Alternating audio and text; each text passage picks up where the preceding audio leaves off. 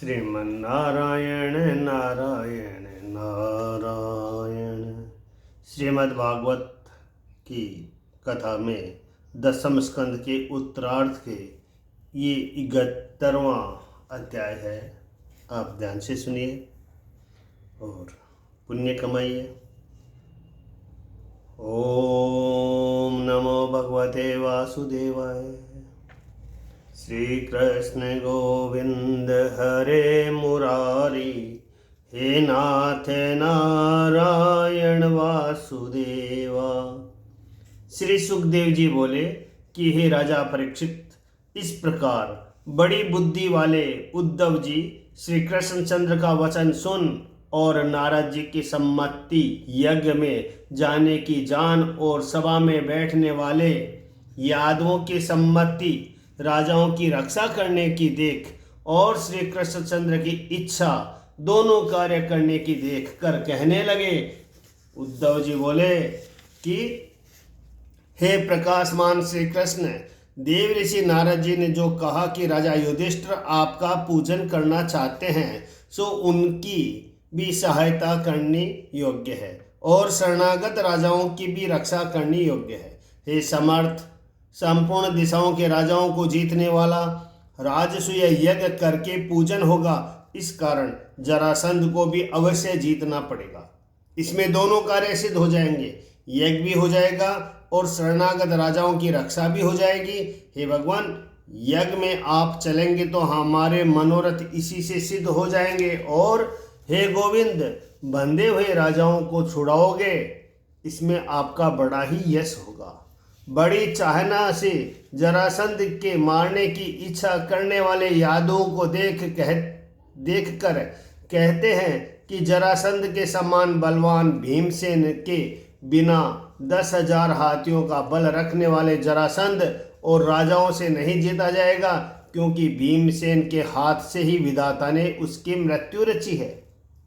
द्वंद्व युद्ध से जरासंध जीता जाएगा और सेना को संग लेकर जो पुरुष उसके जीतने की आशा करे, सो यह आशा कदापि फलवती न होगी। यह जरासंध ब्राह्मणों का भक्त है। इस कारण भीमसेन ब्राह्मण का रूप धरकर जो उससे द्वंद्व युद्ध मांगे तो आशा है कि वह निषेध नहीं करेगा। वक्र नामा अग्नि जिसके हृदय में रहे, सो भीमसेन ब्राह्मण का वेश धारण कर जरासंध से युद्ध की भिक्षा मांगे कि तुम्हारे साथ में द्वंद्व युद्ध करूंगा, तुम निकट रहो, तो भीमसेन जरासंध को अवश्य मारेगा, इसमें संदेह नहीं। प्राकृत रूप रहित तुम ही तो उत्पन्न पालन और संहार करते हो। ब्रह्मा और महादेव तो नाम मात्र है, इसीलिए तुम ही पास रहकर जरासंध का संहार करोगे। भीमसेन का तो केवल नाम ही होगा। बंदी हुए राजाओं की रानियां तुम्हारे निर्मल यश की गाती है, निर्मल यश को गाती है, और जब उनके बालक रोते हैं तब वे कहती कि हे पुत्र, तुम किस लिए रोते हो? जो कोई अनाथ हो वह रोवे, तुम्हारे सिर पर तो द्वारका नाथ श्री कृष्णचंद्र विद्यमान है, तुम मत रोवो। जैसे गोपी शंखचूड़ का मारना और अपना छूटना गाती है और गजराज का छूटना वह ग्राहक की मृत्यु गाती है, और जनक नंदनी जानकी को छूटना और रावण का मरना जैसे गाती है, और माता पिता का छूटना, कंस का मारना शरणागत मुनि और हम भक्त गान करते हैं, उसी प्रकार जरासंध का मरना और अपने पतियों का छूटना राजाओं की स्त्रियां बारंबार गाती है। हे श्री कृष्ण, जरासंध के मरने से बड़ा कार्य सिद्ध होगा और फिर यज्ञ हो, यह आपकी इच्छा है ही। राजा युधिष्ठिर के पास जाने से सब काम बन जाएगा। श्री सुखदेव जी बोले कि हे राजन, सब ओर से मंगल रूप बड़ी युक्ति सहित उद्धव जी का वचन सुन नारद जी बड़ाई करने लगे। इसके उपरांत मुख्य यादव और भगवान श्री कृष्णचंद्र भी प्रशंसा करने लगे। इसके पीछे देवकी नंदन सामर्थ्यवान भगवान श्री कृष्णचंद्र चलने के लिए सेवक दारुक रथवान और हाथियों के महावत व वसुदेव इत्यादि यादों से आज्ञा करने लगे। हे नृपश्रेष्ठ, पुत्र दासी दास और सामग्रियों सहित प्रथम अपनी रानियों को भेज बलराम और राजा उग्रसेन से आज्ञा ले श्री कृष्णचंद्र सारथी के लाए हुए गरुड़ ध्वज रथ में चढ़े। इसके उपरांत रथ हाथी प्यादे और महात्रिव सवारों की सेना ले मृदंग भेरी नगाड़े शंख और रणसिंहों के शब्द से शब्दायमान दिशा में से भगवान निकले। सुंदर वस्त्र गहने और चंदन माला धारे ढाल तलवार हाथ में लिए दोनों ओर सिपाहियों से रक्षित रथ और पालकियों में बैठे पतिव्रता कृष्ण की रानियां अपने पुत्रों को साथ ले अपने पति श्री कृष्णचंद्र के पीछे चली। नौकरों की स्त्रियां और वेश्या श्रृंगार कर चटाइयों के बने घर तथा कंबल और बनातों के डरे तंबू इत्यादि सब वस्तुओं को मनुष्य ऊंट भैंसे गधे खच्चर गेंडे व हाथियों पर लाद कर चले। बड़े शब्द वाली सेना बड़ी बड़ी ध्वजाओं के वस्त्र छत्र चामर और सुंदर हथियार पहने किरीट इत्यादियों की चमक से और सूर्य की किरणों से जैसे समुद्र शुभित हुए मत्स्यों और कलोलों से शोभायमान होता है उसी प्रकार शोभा देती थी। इसके उपरांत यादवपति भगवान श्री कृष्णचंद्र से सत्कार पाकर पूजा ले श्री कृष्ण के दर्शन से सुखी हो नारद मुनि श्री कृष्ण को प्रणाम कर उनके निश्चय को सुन और श्याम स्वरूप को हृदय में धारण कर आकाश मार्ग में होकर चले गए। इसके पीछे भगवान श्री कृष्णचंद्र दूत को प्रसन्न करने के लिए बोले कि हे दूत, तुम सब राजाओं से जाकर कह दो कि किसी प्रकार का भय मत करो, क्योंकि मैं शीघ्र ही जरासंध को मार तुम्हारा कल्याण करूंगा। जब इस प्रकार भगवान श्री कृष्णचंद्र ने कहा तब दूत वहां से चला राजाओं के पास आकर कहने लगे कि किसी प्रकार का भय मत करो, श्री कृष्णचंद्र आते हैं। तब वे छूटने की इच्छा से भगवान को आने का पेड़ा देखने लगे। भगवान श्री कृष्णचंद्र आनर्त सोवीर मरुदेश को पीछे दे कुरुक्षेत्र पर्वत नदियों पूर्व गांव ब्रज और खानों के देशों को लांग कर द्रष्टवती व सरस्वती के पार उत्तर पांचाल तथा मत्स्य देश को छोड़ इंद्रप्रस्थ पहुँचे। मनुष्यों को जिनका दर्शन दुर्लभ है ऐसे श्री कृष्णचंद्र का आगमन सुन प्रसन्न हो अज्ञात शत्रु राजा युधिष्ठिर उपाध्यायों को संग ले पुर के बाहर निकले। गाते बजाते और भारी वेद ध्वनि के साथ राजा युधिष्ठिर जैसे आदर युक्त इंद्र के प्राण लेने को आवे उसी प्रकार श्री कृष्ण जी के सम्मुख लेवाने को आए। श्री कृष्णचंद्र जी के दर्शन कर आद्र हृदय पांडुपुत्र राजा युधिष्ठिर बहुत दिनों से देख अत्यंत प्यारे श्री कृष्णचंद्र को बारंबार आलिंगन किया। लक्ष्मी के रहने का निर्मल स्थान श्री कृष्णचंद्र के अंग को भुजाओं से आलिंगन कर पाप रहित प्रसन्न वदन नेत्रों में अश्रुयुक्त सब लौकिक व्यवहार विसार राजा युधिष्ठिर अत्यंत सुख पाने लगे।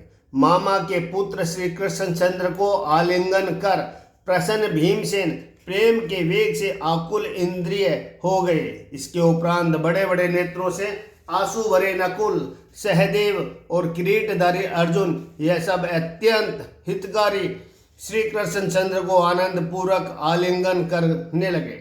हे राजन, अर्जुन बराबर का होने के कारण श्री कृष्ण को छाती से लगाकर मिले और नकुल सहदेव ने नमस्कार किया। पीछे यथा योग्य ब्राह्मण और वृद्धों को नमस्कार करके मानने योग्य कुरुदेश और संजय देश के राजा और सूत मांगत गंधर्व भाट बंदीजनों का सत्कार करने लगे। मृदंग शंख ढोल वीणा नगाड़े बांसुरी इनको बजाकर ब्राह्मण स्तुति करने लगे और नाचने लगे। इस प्रकार सूर्योदय को संग ले पुण्य यश युधिष्ठिर आदि के मुकुटमणि भगवान श्री कृष्णचंद्र ने सबसे स्तुति और सत्कार पाकर शोभायमान राजा युधिष्ठिर के पुर में प्रवेश किया। हाथियों के मद और सुगंध युक्त जल से जिनमें छिड़काव हो रहा ऐसे मार्ग और विचित्र ध्वजाओं से स्वर्ण के तोरण और जल से पूर्ण कलश तथा नवीन वस्त्र गहने माला केसर अत्तर अर्गजा लगाए स्त्री पुरुषों से शोभायमान कौरवों के राजा युधिष्ठिर को देखा।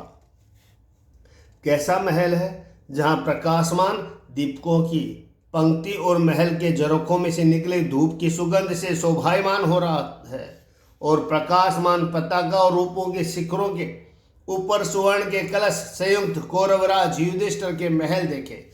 मनुष्य के नेत्रों को सौंदर्य रूपी अमृत पीने के पात्र श्री कृष्णचंद्र को आया श्रवण कर उत्कंठा से जिनके केस और वस्त्रों के बंधन ढीले हो गए, वे स्त्रियां घरों के कार्यों को शीघ्र त्याग और सैयाओं के ऊपर पतियों को त्याग देखने के लिए राजमार्ग बाजारों में आई। हाथी, घोड़े, रथ और पैदलों की भीड़ से युक्त राजमार्ग में रानी सहित श्री कृष्णचंद्र को देख कोठों के ऊपर चढ़ी स्त्रियां फूल बरसा कर, मन से आलिंगन कर, मुस्कान पूर्वक चितवन से देखकर भले आए इस प्रकार कहने लगे। जैसे चंद्रमा सहित तारागण, उसी प्रकार श्री कृष्णचंद्र की रानियों को मार्ग में देख इन रानियों ने क्या पुण्य किया है, जिनके नेत्रों को पुरुषों में मुकुट सम्मान श्री कृष्णचंद्र उदार हास्य लीला पूरक अवलोकन की कला से आनंद देते हैं। इस प्रकार सभी स्त्रियां कहने लगी। पाप रहित पूर्वासी, पान, सुपारी, बतासे और नारियल, इन सब मंगल वस्तुओं को हाथ में लेकर श्री कृष्णचंद्र की पूजा करने लगे। भगवान श्री कृष्णचंद्र की पूजा के लिए सभी स्त्रियां पाप रहित पूर्वासी यानी पान, सुपारी, पतासे और नारियल, इन सब मंगल वस्तुओं को हाथ में लेकर श्री कृष्णचंद्र की पूजा करने लगे। प्रफुल्लित नेत्र खुशी के मारे घबराहट से अंतपुर के वासियों ने प्रीतिपूर्वक सम्मुख आकर सब सत्कार किया। तब भगवान श्री कृष्णचंद्र राजा के मंदिर में चले गए। त्रिलोकी के ईश्वर अपने भतीजे श्री कृष्णचंद्र जी को देख प्रसन्न मन कुंती अपनी बहू द्रौपदी सहित पलंग पर से उठकर श्री कृष्णचंद्र से मिली। देवों के देव और ब्रह्मादिकों के ईश्वर गोविंद श्री कृष्णचंद्र को घर में ला आनंद से शुद्धि विशाल राजा युधिष्ठिर पूजा करने की विधि भी भूल गए। श्री सुखदेव जी बोले कि हे नृपोत्तम परीक्षित, द्रौपदी और बहन सुभद्रा के प्रणाम करने पर श्री कृष्णचंद्र ने पिता वासुदेव की बहन कुंती और बड़े पुरुषों की स्त्रियों को प्रणाम किया। सास कुंती की आज्ञा पाकर द्रौपदी संपूर्ण श्री कृष्णचंद्र की रानी रुक्मणी, सत्यभामा, भद्रा, जाम्बवती इत्यादियों का पूजन करने लगी तथा कालिंदी, मित्रविंदा, लक्ष्मणा और पतिव्रता नाग्न जीती उनकी और अन्य जो संग आई थी उनकी वस्त्रमाला, अतर, अर्गजा, चंदन इत्यादि को से पूजा करने लगी। धर्मराज युधिष्ठिर ने भी सेना सहित मंत्री तथा सेवक और रानियों सहित श्री कृष्णचंद्र जी को नित्य प्रति नए सुख में रहने लगे। जब अर्जुन सहित श्री कृष्णचंद्र खांडवन से अग्नि को तृप्त करके मैं नामा दैत्य को बचाया था, तब उसने राजा युधिष्ठिर को दिव्य सभा बनाकर अर्पण की थी। रथ में बैठे अर्जुन और योद्धाओं को संग ले विहार करते श्री कृष्णचंद्र राजा युधिष्ठिर को प्रिय करने के लिए कितने ही दिनों तक इंद्रप्रस्थ में रहे। इति श्रीमद्भागवते महापुराणे दशम स्कंद उत्तरार्थे भाषा टीकाया 1सप्ततितमो अध्याय 71वां अध्याय समाप्त। श्रीमन्नारायण नारायण नारायण श्री कृष्ण गोविंद हरे मुरारी, हे नाथ नारायण वासुदेवा। श्री सुखदेव जी बोले कि हे महाभागवत परीक्षित, एक समय मुनीश्वर, ब्राह्मण, क्षत्रिय, वैश्य, भाई, आचार्य और कुल में वृद्ध तथा जाति के संबंधी बांधव इन सहित सभा में बैठे हुए राजा युधिष्ठिर ने सबके सुनते हुए श्री कृष्ण, हे भक्तवत्सल्य, इस प्रकार संबोधन देकर बोले कि हे समर्थ, यज्ञों का राजा, राजसूय यज्ञ करके मैं पवित्र कर्म वाले आपका पूजन करूंगा। इस कारण आप इस कार्य को सिद्ध करो। अभद्र के नाश करने वाली आपकी चरण पादों का जो पुरुष सेवन, ध्यान और पवित्र होकर वाणी से नाम लेते हैं, हे कमलनाभ, वही पुरुष संसार से छूट जाते हैं और जो चाहना करते हैं वह मनोरथ भी उनके सिद्ध हो जाते हैं। और कैसा ही चक्रवर्ती क्यों न हो, बिना भक्ति के कुछ नहीं होता। इस कारण हे देवदेव, यह लोग इस संसार में आपके चरण विंद की सेवा के प्रभाव को देखें। हे समर्थ, कितने ही कुरु और सजनवंशी लोग जो कि कर्मादिकों का प्रधान मानकर आपकी भक्ति को उत्तम नहीं समझते, उनका अज्ञान दूर करने को जो आपका भजन करते हैं और जो नहीं करते हैं, उन दोनों की स्थिति दिखाओ।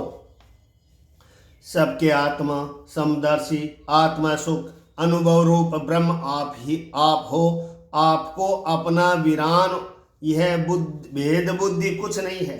जैसे कल्प वृक्ष का जो सेवन करे उसी को फल प्राप्त हो, उसी प्रकार जो आपका सेवन करे तो उसी पर आप प्रसन्न हो जाते हो।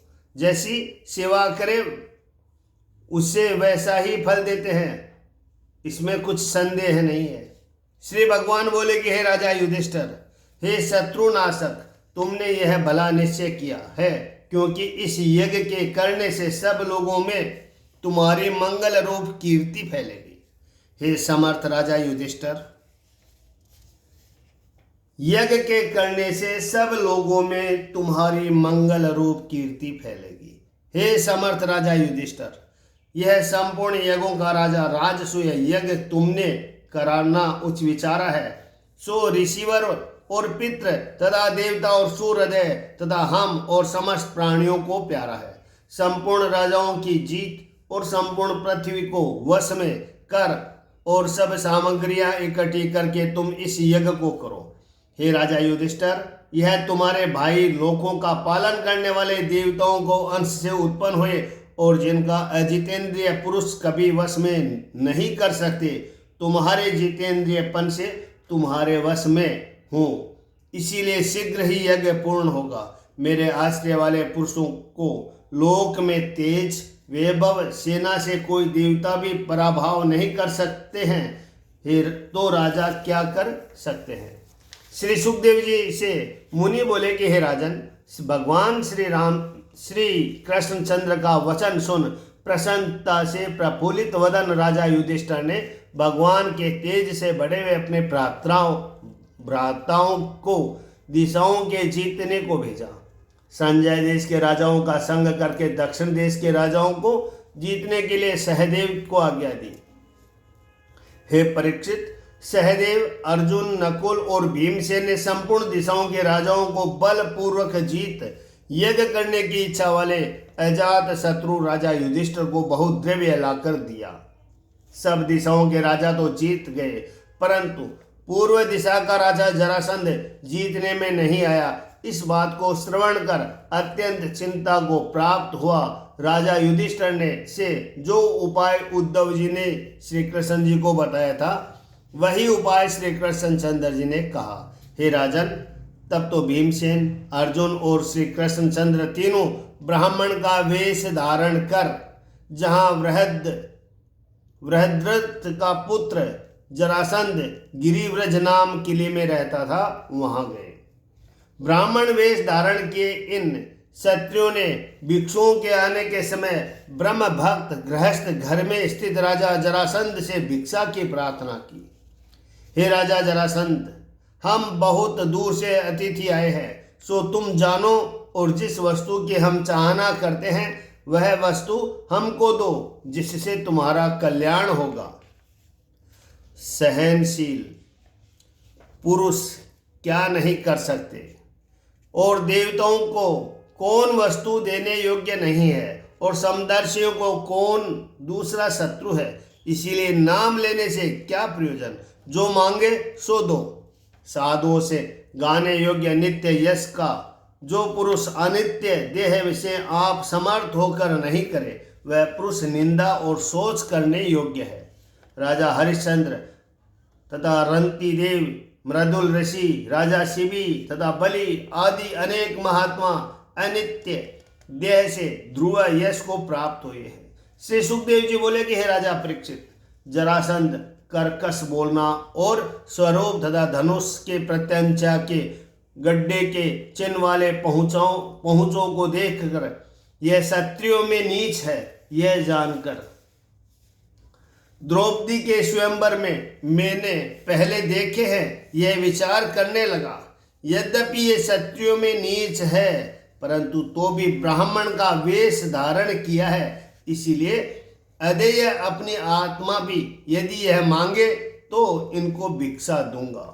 विष्णु भगवान ने ब्राह्मण का स्वरूप वामन अवतार में धर दैत्यराज बलि को ऐश्वर्य भ्रष्ट किया, परंतु उसकी निर्मल कीर्ति पृथ्वी पर अब तक श्रवण गोचर होती है।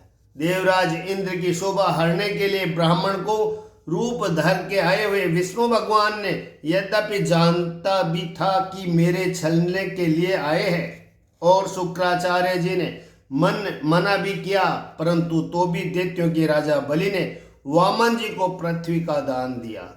एक दिन तो अवश्य ही यह देह पतित होगा, फिर जीवित ही क्षत्रिय के देह से ब्राह्मण के निर्मल यश को न करे तो इस देह से प्रयोजन ही क्या है।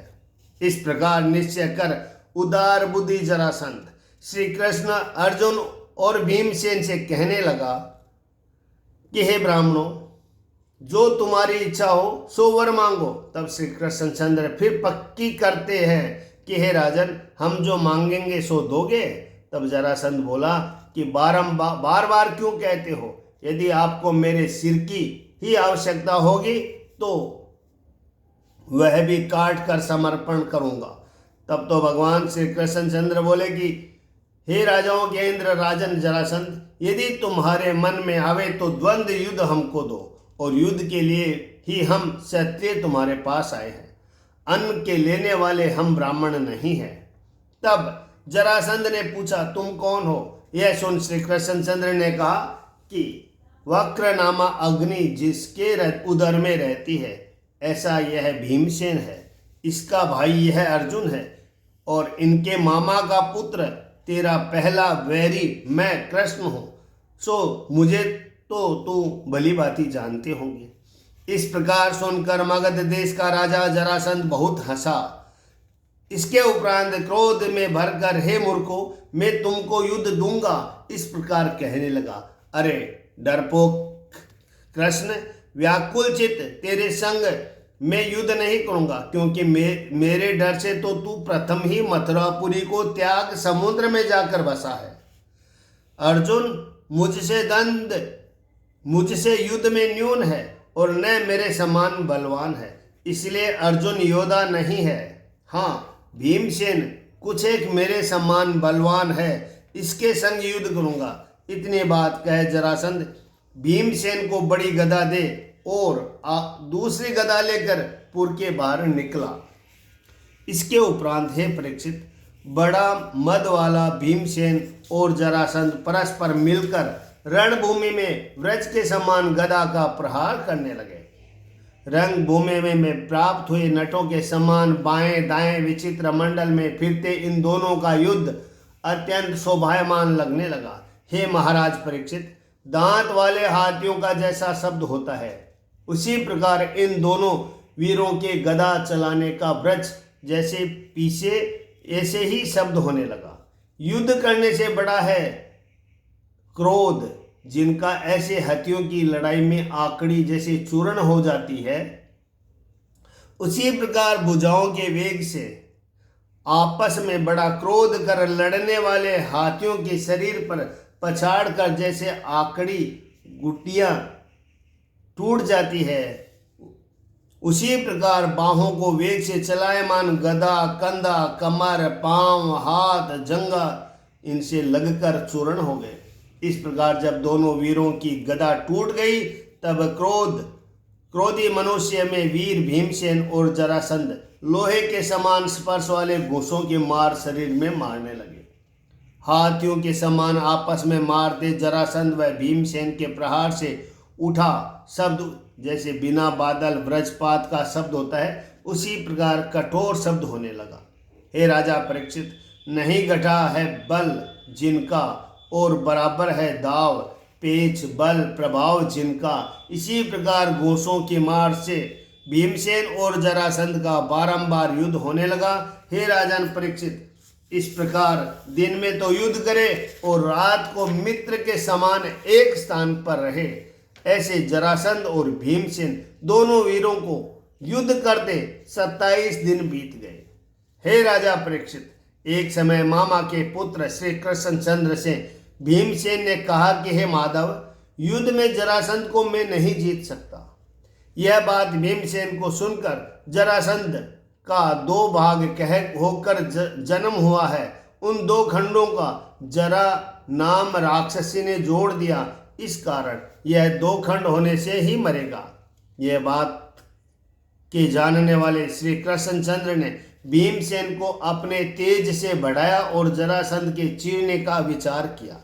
सफल ज्ञान श्री कृष्णचंद्र वैरी जरासंध के मारने का चितवन कर तीनों का चीरकर भीमसेन को सेन से जताया कि जैसे मैंने तीनों का चीरा उसी प्रकार तो इसको चीर डालो। मारने वालों में श्रेष्ठ महाबलवान भीमसेन श्री कृष्णचंद्र के संकेत को जान वैरी जरासंध का पांव पकड़कर पृथ्वी में पटक दिया। हे महाराज, जैसा बड़ा हाथी वृक्ष के शाखाओं को पकड़कर चीर डालता है, उसी प्रकार अपने पांव से उसके एक के पांव को दाब और दूसरे पांव को भुजाओं से पकड़ गुदा के बीच से चीर डाला। एक एक पांव, जंगा, अंडकोश, कमर, पीठ, स्तन, कंधा, एक एक भ्रकुटी और कान, ऐसे 2 खंड किए सब प्रजा ने देखा। मगध देश का राजा जरासंध जिस समय मारा गया उसी समय हाहाकार शब्द होने लगा। इसके पीछे अर्जुन और श्री कृष्णचंद्र भीमसेन का आलिंगन करके पूजा करने लगे। अप्रमेय स्वरूप समर्थ सब प्राणियों के पालन करने वाले श्री कृष्णचंद्र ने जरासंध के पुत्र सहदेव को मगध देश का राज्य तिलक दिया। इसके उपरांत जरासंध ने जो 20,800 राजाओं को बंदी कर लिया था, उन्हें भी बंदी खाने से छुड़ा दिए। इति श्रीमद्भागवते महापुराणे दशम स्कंद उत्तरार्धे भाषा टीकाया जरासंध वधो नाम 270मो अध्याय 72वां अध्याय समाप्त। श्रीमन्नारायण नारायण नारायण। श्री कृष्णचंद्र भगवान की जय। श्री कृष्ण गोविंद की जय। श्री सुखदेव जी बोले कि हे राजा परीक्षित, मलिन रूप सुधा से कृष्ण, सूखे मुख ऐसे 20,800 राजा जो गिरिद्रोणी नाम दुर्ग में कैद थे, उन्हें लीला पूर्वक ही छुड़ा दिया। तब उन सब राजाओं ने बंदी खाने से बाहर निकलकर मेघ के समान श्याम रूप पीले वस्त्र धारण किए हुए भगवान श्री कृष्णचंद्र को देखा। अब जैसे स्वरूप से श्री कृष्णचंद्र का दर्शन किया सो वर्णन करते हैं, तुम श्रवण करो। हृदय में शोभायमान भृगुलता का चिन्ह, 4 भुजा और कमल के गर्भ के समान अरुण नेत्र, सुंदर प्रसन्न मुख और प्रकाशमान मकराकृत कुंडल धारण के, कमल हाथ में लिए विराजमान, शंख चक्र गदा धारण किए और किरीट हार कड़ा करधनी और बाजूबंद पहने, प्रकाशमान सुंदर मणि ग्रीवा में धारण किए तथा गले से पांव तक वनमाला से शोभायमान। इस प्रकार रूप को देखकर राजाओं में लुटसी पड़ गई और नेत्रों को ऐसे चलाने लगे मानो रूप को पी जाएंगे। जीभ ऐसे चलाते हैं मानो चाट जाएंगे, नाक ऐसे फुलाते हैं मानो सूंघ जाएंगे, भुजा ऐसे चलाते हैं मानो स्वरूप का आलिंगन कर लेंगे। इस प्रकार पाप दूर होने से वे राजा मस्तक झुकाकर भगवान श्री कृष्णचंद्र के चरणों में प्रणाम करने लगे। हे राजन, इन राजा लोगों के भगवान श्री कृष्णचंद्र का दर्शन होने के कारण बंदी खाने के सब क्लेश मिट गए। तब ये सब राजा हाथ जोड़े ऋषिकेश भगवान श्री कृष्णचंद्र का दर्शन कर वाणी से स्तुति करने लगे। राजा लोग कहने लगे, हे देव, हे देव, हे शरणागत का कष्ट हरने वाले, हे अविनाशी हे कृष्ण, इस घोर संसार से दुखी हुए और आपकी शरण में आए हुए हमारी रक्षा करो। हे नाथ, हे मधुसूदन, हम लोग जरासंध का दोष नहीं लगाते, क्योंकि हे प्रभु, राजाओं का जो राज्य भ्रष्ट हो जाए तो वह आपका अनुग्रह समझना चाहिए, क्योंकि राज्य संबंधी ऐश्वर्य से मदमग्ध राजा आपकी माया से मोहित होकर अनित्य पदार्थों को स्थिर मानते हैं और इसी से कल्याण को प्राप्त नहीं मानते। जैसे अज्ञानी पुरुष सूर्य की किरणों से चमकते हुए बालू के जल को सरोवर मानते हैं, उसी प्रकार अज्ञानी पुरुष नाना सृष्टि असद्रूपी जो माया है उसको सत्य मानते हैं। हे समर्थ, हम लक्ष्मी के मध्य से अंधे होकर इस पृथ्वी के जीतने की इच्छा से परस्पर द्वेष करते हुए मृत्यु के समान सिर पर खड़े काल रूप आपको नहीं गिनते थे और मद से उन्मत्त हो निर्दयीपन से अपना प्रजा को महाकष्ट देते थे। हे कृष्ण, गंभीर वेग और बड़े पराक्रम वाली आपकी काल मूर्ति ने हमको लक्ष्मी से भ्रष्ट कर दिया, परंतु अब तुम्हारी कृपा से गर्व रहित होकर आपके चरण कमलों का स्मरण करते हैं। इसके उपरांत नित्य आयु जिसकी क्षीण हो और एक न एक रोग जिसमें उत्पन्न हो, ऐसे देह से मृग तृष्णा रूप मिथ्या राज की हम इच्छा नहीं करते। केवल राज्य की इच्छा नहीं करते, इतना ही नहीं वरन परलोक में क्रिया के फलरूप कर्ण प्रिय श्रवणादिक भोग भी नहीं चाहते। और हे भगवान, इस संसार में भूले हुए हम राजा लोग किसी योनि में भी तुम्हारे चरण बिंदों को न भूले, ऐसा उपाय बताओ। भक्तों के क्लेश को दूर करने वाले शुद्ध अंतकरण के प्रकाशक हरि परमात्मा और अपने भक्तों के क्लेश काटने वाले गोविंद आपको हम प्रणाम करते हैं। श्री सुखदेव जी बोले कि हे भरत वंशात वंश परीक्षित, जरासंध के बंदी खाने से छूटे हुए राजाओं ने जब इस प्रकार स्तुति की, तब शरण में देने वाले करुणावान भगवान श्री कृष्णचंद्र ने मनोहर वाणी से राजाओं से कहा।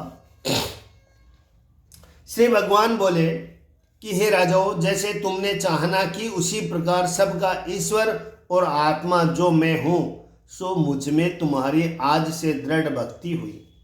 हे राजा लोग, सत्यवादी, तुमने मेरा भजन करना यह भला सत्य संकल्प निश्चय किया है, क्योंकि मनुष्य धन और ऐश्वर्य के मद से उन्मत्त हो इच्छा अनुसार विचरते देख जाते हैं। कृतवीर्य का पुत्र चक्रवर्ती राजा सहस्त्र बाहु एक समय जमदग्नि ऋषि की गोहर के ले आया। तब उसको परशुराम जी ने पुत्रों सहित संहार किया और राजा नहुस मंदोन्मत्त होकर इंद्राणी के पास जाने के लिए ब्राह्मणों को पालकी में जोत कर चला। तब ब्राह्मणों ने उससे ऐश्वर्य भ्रष्ट करके सर्प कर दिया और राजा वेन ने मंदोन्मत्त होकर ब्राह्मणों का तिरस्कार किया। तब ब्राह्मणों ने अत्यंत क्रोधित होकर हुंकार शब्द से उसका प्राण संहार किया और राक्षस राज रावण ने सीता की आकांक्षा की। तब महात्मा श्री रामचंद्र जी ने उसका वध किया और दैत्यराज नरकासुर ने जब अदिति के कुंडल हर लिए, तब उसे मैंने ही मारा और कितने ही देवता और राजा धन के मद में स्थान भ्रष्ट हो गए हैं। और तुम समस्त उत्पन्न देहादिकों के नाश से, तुम सब उत्पन्न देहादिक से नाश हो गए। यह जान सावधान हो, यज्ञ करके मेरा पूजन और प्रजा की रक्षा करो। पुत्रादिकों को उत्पन्न करो और जन्म मृत्यु सुख दुख जो प्राप्त हो उसका सेवन करो और मुझ में चित लगाकर विचरो। आत्मा में रमण करते व्रत धारण किए देह और घरों में उदासीन होकर भले प्रकार मुझ में मन लगाओ, तो अंत में पर ब्रह्म रूप मुझे प्राप्त होगे। श्री सुखदेव जी बोले कि हे भारत, त्रिलोकी के ईश्वर भगवान श्री कृष्णचंद्र इस प्रकार राजाओं को आज्ञा कर और उनका उबटन, स्नान और क्षौर इत्यादि कर्म कराने के लिए स्त्री पुरुषों को भेजा। हे भरतवंशोत्पन्न राजा परीक्षित, राजाओं के स्नान कर चुकने पर जरासंध के पुत्र सहदेव से राजाओं के भोग्य वस्त्र, आभूषण, माला, चंदनादिक से उनकी पूजा कराने लगा। सुंदर स्नान कर वस्त्र आभूषणों से शोभित और अनेक प्रकार के भोगों से युक्त राजाओं को श्रेष्ठ अन्न भोजन कराकर राजाओं के योग्य तांबूलादिक देने लगे। मुकुंद श्री कृष्णचंद्र से पूजित और प्रकाशमान कुंडलों को पहने बंदी खानों के कलेशों से छूटे हुए राजा वर्षा ऋतु के पीछे आकाश में तारागणों के समान शोभायमान लगने लगे। मणि और सुवर्ण के गहनों से शोभायमान राजाओं को सुंदर घोड़े, जूते रथ में चढ़ाकर और मनोहर वचनों से प्रसन्न कर भगवान श्री कृष्णचंद्र ने उन्हें अपने देशों को भेज दिया। हे महाराज, इस प्रकार जगतपति महात्मा श्री कृष्णचंद्र के छुड़ाए हुए कष्ट मुक्त राजा लोग श्री कृष्णचंद्र जी के छुड़ाए हुए कष्ट मुक्त राजा लोग भगवान का और उनके चरित्रों का ध्यान करते हुए अपने अपने नगर को चले गए। वे समस्त राजा जैसे महापुरुष श्री कृष्णचंद्र ने छुड़ाए थे और जैसे पूजा कराई थी, उसी प्रकार वह सब वृतांत अपनी प्रजा के सम्मुख वर्णन किया और जिस प्रकार श्री कृष्णचंद्र जी ने शिक्षा दी थी उसी प्रकार आलस्य छोड़कर वर्तने लगे। भगवान श्री कृष्णचंद्र जी इस प्रकार भीमसेन के हाथ से जरासंध को मरवाकर और सहदेव से अपना पूजन करा के भीम और अर्जुन के साथ इंद्रप्रस्थ आए। दुष्ट हृदय, शत्रुओं को दुख देने वाले और अपने सुहृदयों को आनंद देने वाले श्री कृष्णचंद्र भीम, अर्जुन जरासंध को मार इंद्रप्रस्थ में आकर शंख ध्वनि करने लगे। हे परीक्षित, शंख का शब्द सुन प्रसन्न मंद इंद्रप्रस्थ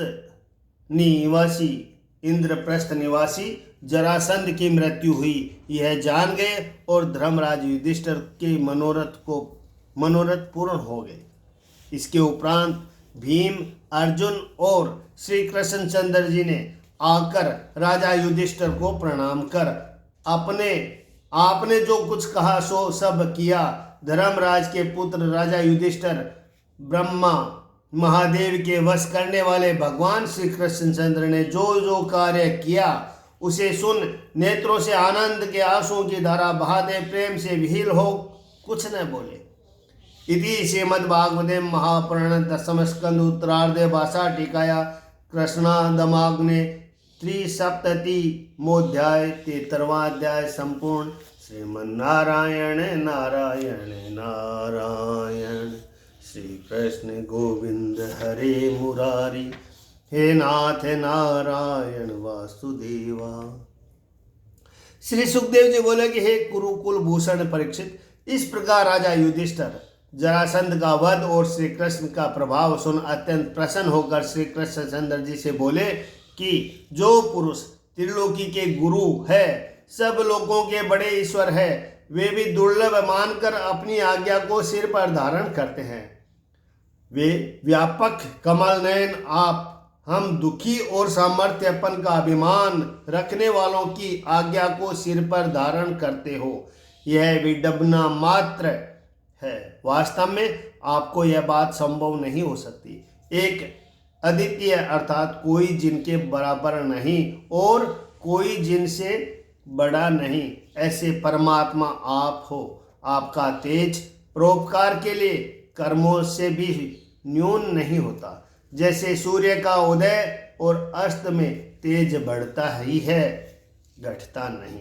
यदि कहो कि मैं परमेश्वर हूँ सो सबकी आज्ञा माननी, यह मंद कर्म करना योग्य नहीं है। सो कहते हैं कि यदुवंशोत्पन्न श्री कृष्णचंद्र, हे अजीत, जैसे अज्ञानी पुरुषों के देह में अहंकार और देह के संग में समता रहती है, उसी प्रकार आपके भक्तों के तू और तेरा, मैं और मेरा यह बुद्धि नहीं होती। श्री सुखदेव जी बोले कि हे नृपोत्तम परीक्षित, राजा युधिष्ठिर ने भगवान श्री कृष्णचंद्र से यह वचन कहे और उनकी सम्मति ले यज्ञ करने के योग्य वंशतादि काल के वेद के पढ़ने वाले योग्य ब्राह्मणों का होता। उद्योक्ता अधर्व्यु इत्यादिकों के वर्णन किया। द्वैपायन भारद्वाज सोमंत गौतम असित वशिष्ठ चैवन कव्य मैत्रेय कवत्स तृत विश्वामित्र वामदेव सुमति जेमिनी ऋतु पेल पराशर गर्ग वंशपायन अधर्व काश्यप दौम्य परशुराम भार्गव आसुरी वितिहोत्र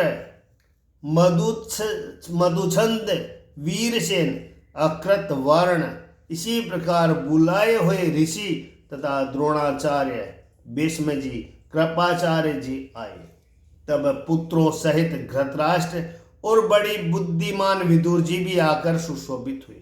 हे राजन, और भी यज्ञ देखने के लिए ब्राह्मण क्षत्रिय वैश्य शूद्र वे सब राजा और उनके प्रधान दीवान आए। इसके उपरांत ब्राह्मण लोग यज्ञ करने की भूमि में सुवर्ण का हल चलाकर भूमि शोधन कर राजा युधिष्ठिर जी को यज्ञ दीक्षा देने लगे। जैसे पहले वरुण के यज्ञ में सुवर्ण की सामग्री और सुवर्ण के पात्र थे, उसी प्रकार इस यज्ञ में भी थे। और ब्रह्मा महादेव और इंद्रादिक देवताओं को संग लेकर लोकपाल भी आए।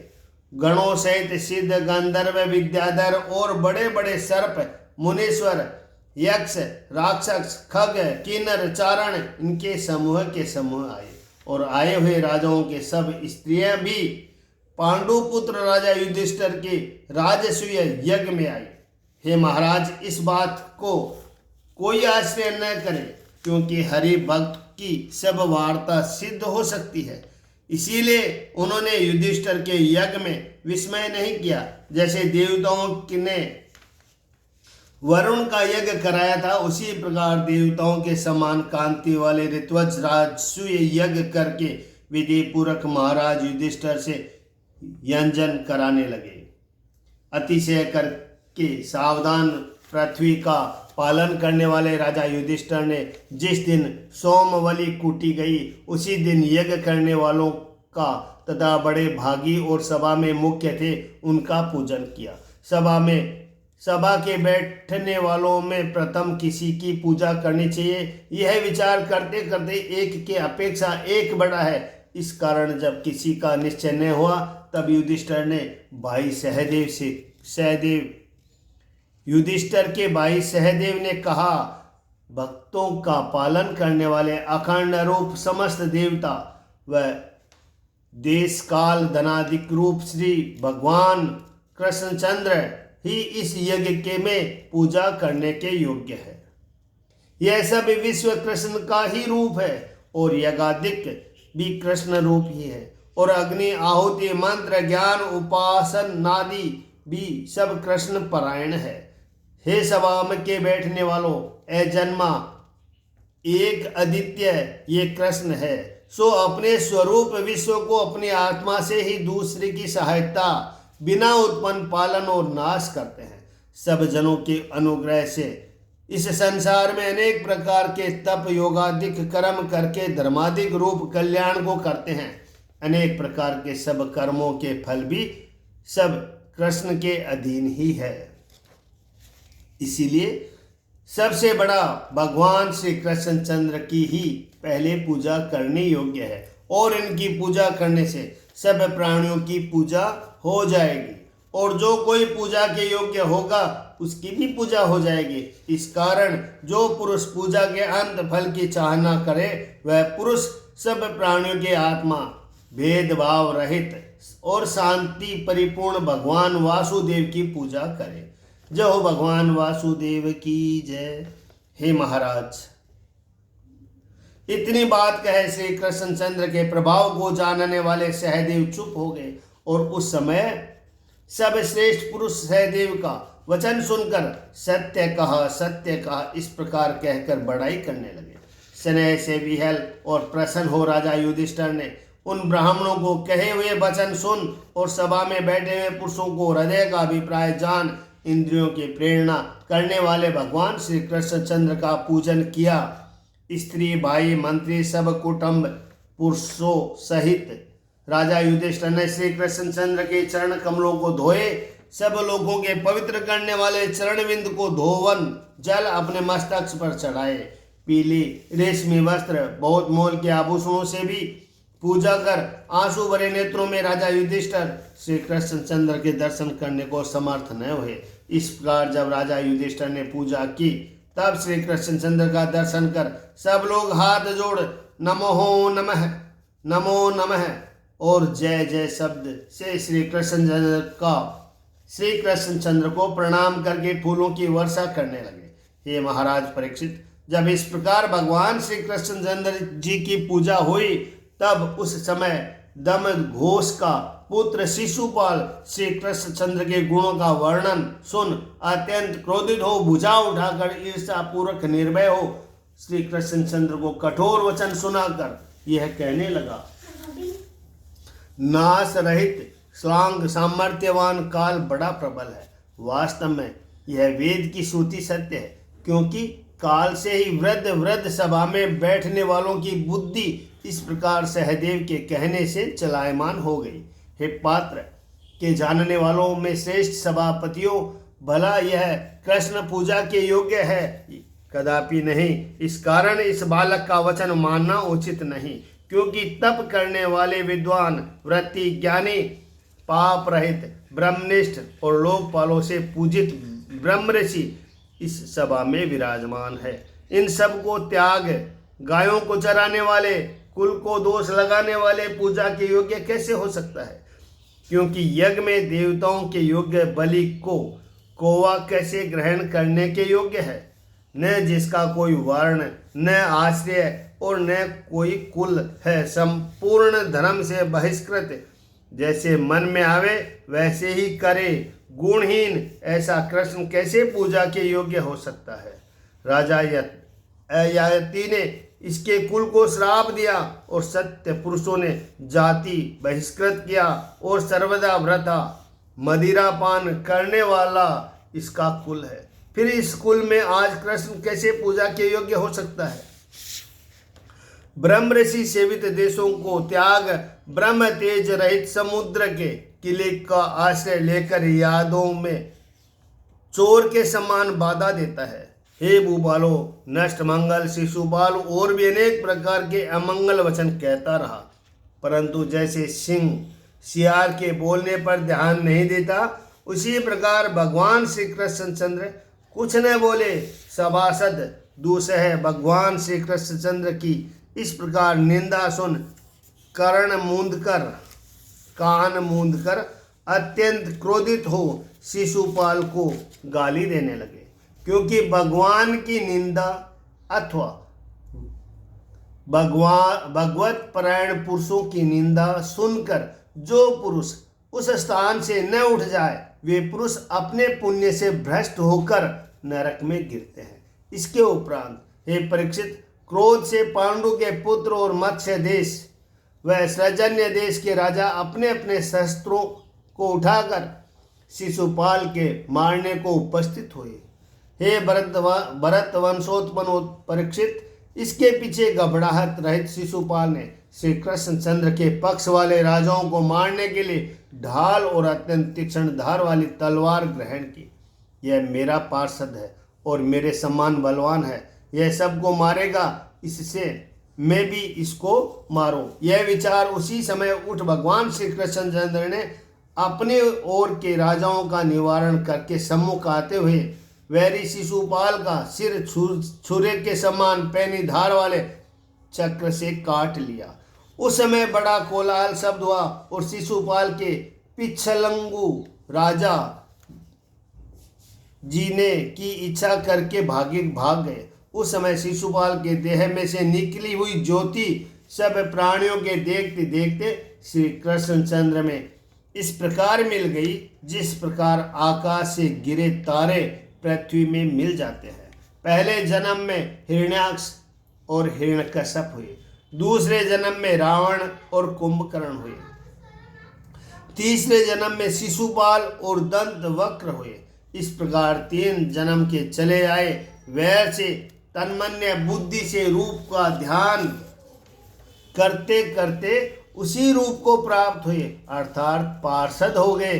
क्योंकि जैसी जो भावना करता है वैसा ही उसका जन्म होता है। इसके उपरांत चक्रवर्ती राजा युधिष्ठिर ने यज्ञ के कराने वाले ब्राह्मणों को और बड़े सभा में बैठने वालों को बड़ी दक्षिणा दी और विधि पूर्वक सबको पूजन करके यज्ञात स्नान किया। योगेश्वरों के ईश्वर श्री कृष्णचंद्र ने राजा युधिष्ठिर का यज्ञ सिद्ध करके और सूर्यदेव की विनय से कितने ही मास पर्यंत वहां वास किया। इसके उपरांत जाने देने की इच्छा न करने वाले राजा युधिष्ठिर ने से आज्ञा मांग सामर्थ्यवान भगवान देवकी नंदन श्री कृष्णचंद्र अपने स्त्री पुत्रों को संग लेकर द्वारका पुरी चले आए। श्री सुखदेव जी बोले कि हे राजा परीक्षित, बैकुंठ के वास करने वाले जय विजय पार्षदों को सनकादिकों का श्राप लगा, इस कारण बारंबार जन्म हुआ। प्रथम यह कथा तुम्हारे आगे विस्तार सहित वर्णन कर चुके हैं। राजसूय यज्ञ कर चुकने के पीछे स्नान कर राजा युधिष्ठिर ब्राह्मण और क्षत्रियों के मध्य में बैठे हुए इंद्र के समान सभा में शोभायमान होने लगे। राजा युधिष्ठिर से सत्कार पाकर सब देवता और आकाश के विचरने वाले मनुष्य प्रथम गण श्री कृष्णचंद्र और सभा तथा यज्ञ उनकी प्रशंसा करते आनंद पूर्वक अपने अपने लोगों को चले गए। परंतु कौरवों के कुल में कलियुग रूप कुल का नाशक धर्मद्वेषी दुर्योधन पांडु पुत्र महाराज युधिष्ठिर की बड़ी शोभा को देख अपने मन में बहुत कूड़ा। शिशुपाल के वध आदि से जो भगवान श्री कृष्णचंद्र के कर्म 20,800 राजा कैद से छुड़ाए और राजा युधिष्ठिर को यज्ञ कराया। इस प्रसंग को जो पुरुष कहे अथवा सुनेंगे वे सब पापों से छूट जाएंगे। इति श्रीमद्भागवते महापुराणे दशम स्कंद उत्तरार्धे भाषा टीकाया शिशुपाल वधो नाम चतुस्सप्ततितमो अध्याय 74वां अध्याय समाप्त। श्रीमन्नारायण नारायण नारायण। कृष्ण भगवान की जय हो। हे प्रभु, सबके कष्ट हरो प्रभु, सबको निरोग रखो। ओम नमो भगवते वासुदेवाय।